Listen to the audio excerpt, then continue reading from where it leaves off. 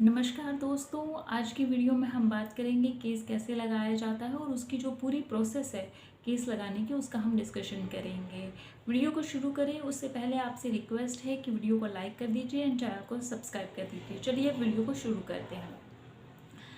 Case लगाने की जो प्रोसेस होती है वो स्टार्ट होती है 300 नंबर फॉर्म को फिल करने से। तो 300 नंबर फॉर्म को फिल करने में कोई मिस्टेक ना हो तो इसके लिए अपने चैनल पे एक आप अपने एजेंट को एक पीडीएफ दे दीजिए, मतलब पीडीएफ कह रही हूँ, फॉर्म दे दीजिए। और वो फॉर्म का जो पीडीएफ है वो मैंने अपने टेलीग्राम ग्रुप पे शेयर किया हुआ है।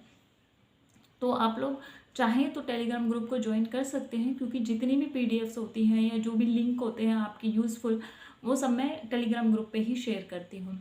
तो जब आप उस पीडीएफ को आप प्रिंट आउट करवा के अपने एजेंट को दे देंगे तो वो सिर्फ वो 300 नंबर फॉर्म नहीं भर के लाएगा, वो सिर्फ उस पीडीएफ को ही फिल करके लाएगा, जिसके बेसिस पे आप 300 नंबर फॉर्म को भर सकते हैं। क्योंकि इससे एक बेनिफिट ये होगा कि 300 नंबर के फॉर्म में मिस्टेक जो है ना वो आपसे नहीं होंगी, क्योंकि वहाँ पे कटिंग वगैरह अलाउड नहीं होती है।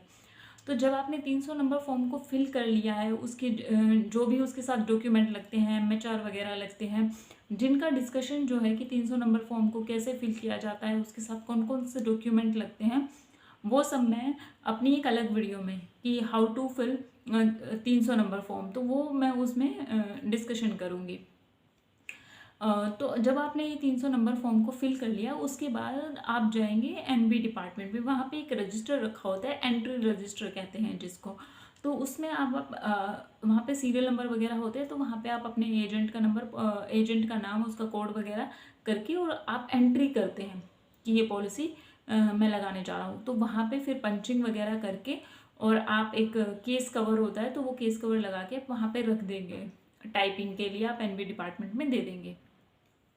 जब टाइप होके आ जाता है तो एक पूरा प्रिंट आउट निकल के आता है।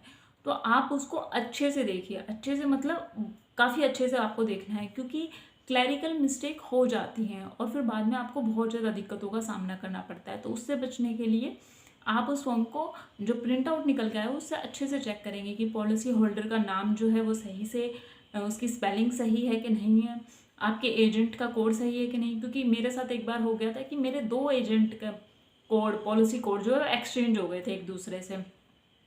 तो ये फिर बाद में मुझे बहुत ज़्यादा दिक्कतें आई। तो ये चीज़ का ध्यान रखिए कि एजेंट का जो कोड है वो आप अच्छे से उसको चेक करें कि कहीं कोई मिस्टेक तो नहीं है उसमें। इसके अलावा प्लान कौन सा दे रहे हैं, टर्म कौन सी दे रहे हैं, सम एश्योर्ड वगैरह सब चेक करें, और नॉमिनी का नाम। ये 3-4 चीज़ें तो आपको बहुत अच्छे से चेक करनी है, क्योंकि फिर बाद में बहुत ज़्यादा दिक्कतें आती हैं आपको। जब आप ये चेक कर लेंगे अच्छे से तो इसके बाद आप केस को अंडर राइटिंग के लिए दे देंगे। अंडर राइटिंग भी मतलब एनबी डिपार्टमेंट में ही साइड में कहीं होती है, तो आप वो अंडर राइटिंग के लिए दे देंगे। जब आपका केस अंडर राइट हो जाएगा उसके बाद आपको प्रपोजल नंबर मिल जाएगा, और प्रपोजल नंबर मिलने के बाद आप फिर कैश काउंटर पे जाके प्रीमियम जमा कराएंगे। पर कैश काउंटर पे प्रीमियम जमा कराने से पहले आपको उसकी रिसीट बनानी पड़ती है। तो वो रिसीट कैसे बनाते हैं वो इस वीडियो के एंड में मैंने एक अलग से एक छोटी सी 1 मिनट की वीडियो बना के वो ऐड किया हुआ है, वो क्लिप ऐड की हुई है। तो आप उसको देख लीजिए, वहाँ पे उसका स्क्रीनशॉट वगैरह ले लीजिए, सो दैट आपको किसी से बार बार पूछने की ज़रूरत नहीं रहे। तो आप जब ये करेंगे तो उसके अलावा देखिए, आप जमा करवाएंगे नीचे, उससे पहले मैं 2 चीज़ों में नॉर्मली हमको कन्फ्यूज़न होता है पीडीओज़ को, मुझे भी था कि ग्रीन चैनल क्या होता है। देखिए, जब आप अपना केस आपने लगाया और सेम डे ही आपने प्रीमियम जमा करा दिया, तो सेम डे ही आपको जो रिसीट मिलती है प्रीमियम की उसमें आपका पॉलिसी नंबर लग जाता है। इसी को हम ग्रीन चैनल कहते हैं कि सेम डे केस लगा, सेम डे हमने प्रीमियम जमा करा दिया और सेम डे ही हमें पॉलिसी नंबर मिल गया, ये ग्रीन चैनल कहलाता है। दूसरा होता है कि जब हमारा केस अलग दिन लगता है और हम बीओसी या तो पहले कटवा लेते हैं या फिर हम बाद में जमा कराते हैं, मतलब अलग अलग दिन होती है, तो फिर हमें एक बाद में जो होता है ना पॉलिसी नंबर हमें बाद में मिलता है, ठीक है।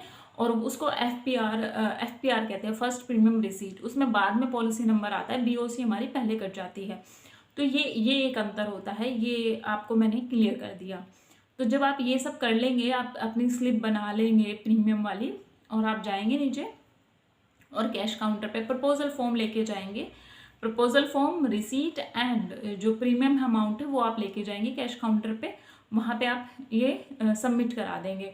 तो प्रपोजल फॉर्म और जो आपने रिसीट बनाई थी प्रीमियम की वो तो कैश काउंटर वाले रख लेते हैं, इसके अलावा सिर्फ आपको वो जो प्रीमियम की रिसीट होती है वो आपको दे देंगे, जो आपको बाद में एजेंट को दे दीजिए या डायरेक्ट अगर आप पॉलिसी होल्डर को जानते हैं तो उसको दे दीजिए। ये पूरी प्रोसेस होती है। और इसके बाद इसके जब आपने ये प्रीमियम वगैरह जमा करा दिया, पॉलिसी नंबर आपको मिल गया, इसका एक बेनिफिट ये होता है कि मान लीजिए आपको सेम डे ही पॉलिसी नंबर मिल गया ना, तो फिर अगर अगले दिन भी खुदा ना खास्ता पर अगर अगले दिन भी पॉलिसी होल्डर को कुछ हो जाता है तो उसको पूरा कवर मिलता है। तो ये आपके लिए बेनिफिट हो जाता है। और बीओसी हम पहले इसलिए कटवा लेते हैं कि बीओसी कटवाने में हमें ये फ़ायदा है कि मान लीजिए आपके पास प्रीमियम आ गया तब बीओसी कटवाने में देरी मत कीजिए, बीओसी पहले ही कटवा लीजिए। केस में अगर मान लीजिए कोई मेडिकल होना है या किसी वजह से उसको देरी हो रही है तो वो सारी प्रोसेस बाद में होती रहेंगी, पर अब बीओसी पहले कटवा के रख लीजिए। उससे ये होता है कि जो पॉलिसी होल्डर है वो कहीं और ना जाए, हम इसलिए पहले बीओसी कटवा के रख लेते कि भाई प्रीमियम आ गया तो कटवा के रख लीजिए। क्योंकि कई बार ऐसा होता है कि मान लीजिए प्रीमियम वापस मांग लिया तो फिर आपको वापस देना भी पड़ सकता है ना, या उसका मन बदल जाए। तो हालांकि बाद में भी उस पॉलिसी को क्या कहते हैं कूलिंग ऑफ करवा सकता है, बट चांसेस कम ही होते हैं अगर आपने प्रीमियम वगैरह जमा करवा दिया है तो ये मैंने पूरी प्रोसेस आपको बताई।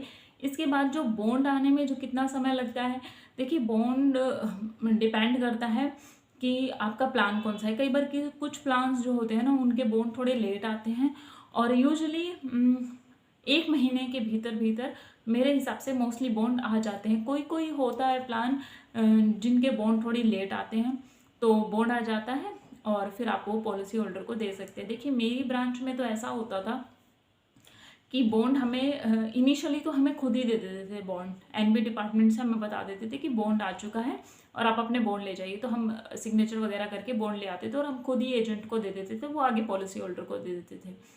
पर बाद में क्या हुआ कि ये लोग मतलब ब्रांच वाले पोस्ट करने लग गए इसको बॉन्ड को। तो आप देख लीजिए आपकी ब्रांच में अब क्या सिस्टम है, कैसे क्या चीज़ें हो रही हैं। और जो भी आप करें मेरे आपको ये सलाह होगी कि प्लीज़ मेंटेन ए रजिस्टर। जो आप बॉन्ड एजेंट को दे रहे हैं वो आप पॉलिसी नंबर और पॉलिसी होल्डर का नाम वगैरह करवा के एजेंट की सिग्नेचर करवा लीजिए कि बॉन्ड रिसीव्ड। क्योंकि बाद में इस तरह की चीज़ें बहुत ज़्यादा होती हैं कि सर आपने या मैडम आपने मुझे बॉन्ड नहीं दिया, मैंने बॉन्ड लिया ही नहीं, बॉन्ड गुम हो जाता है, एजेंट से गुम हो जाता है। तो इन सब चीज़ों से बचने के लिए आप एक रजिस्टर, एक डायरी मेंटेन कीजिए जिसमें आप जिस एजेंट को जो बॉन्ड देते जाएं वो पहले आप लिखवाते चले जाएं। ये कौन कौन सी चीज़ें आपको ध्यान रखनी होती है सफल डीओ बनने के लिए, उस पर भी मैं एक सेपरेट वीडियो लाऊंगी। या दोस्तों मुझे बस आप लोगों से यही सब बातें कहनी थी। एंड अब वो क्लिप आएगी और उसका आप एक स्क्रीनशॉट लेके रख लीजिएगा सो दैट आपको परेशानी ना हो आगे बार बार। तो चलिए वो क्लिप देखते हैं।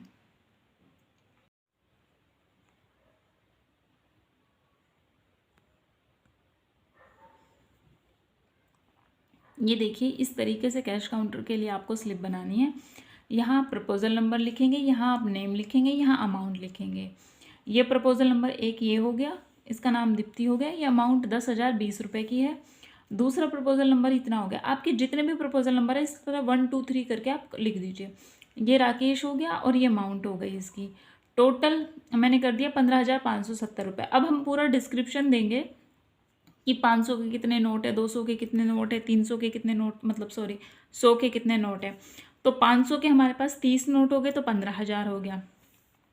200 के हमारे पास 2 नोट थे तो 400 हो गया। 100 का 1 नोट है, 50 का 1 नोट है और 20 का 1 नोट है, तो ये टोटल भी 15,570 रुपये हो गया। ये स्लिप जब भी आप अपना प्रपोजल फॉर्म जाएंगे लेके नीचे कैश काउंटर पे, तो प्रपोजल नंबर के साथ ये और ये स्लिप प्रपोजल जो प्रपोजल फॉर्म जो है वो और प्लस में अमाउंट आपको वहाँ पे दे देनी है। तो प्रपोजल जो फॉर्म है वो भी वही रख लेंगे, ठीक है, ये स्लिप भी वही रख लेंगे और जो रिसीट होती है प्रीमियम की वो रिसीट आपको वो दे देंगे, ठीक है। तो वो चीज़ मैंने आपको ये पूरा बता दिया कि अब किस तरीके से प्रोसेस करनी होती है और आई थिंक कि इससे आपको काफ़ी हेल्प मिलेगी। तो या दोस्तों वीडियो को लाइक कीजिए, चैनल को सब्सक्राइब कीजिए ताकि इस तरह की वीडियोस आपको आगे भी मिलती रहे। थैंक यू दोस्तों, ऑल द वेरी बेस्ट।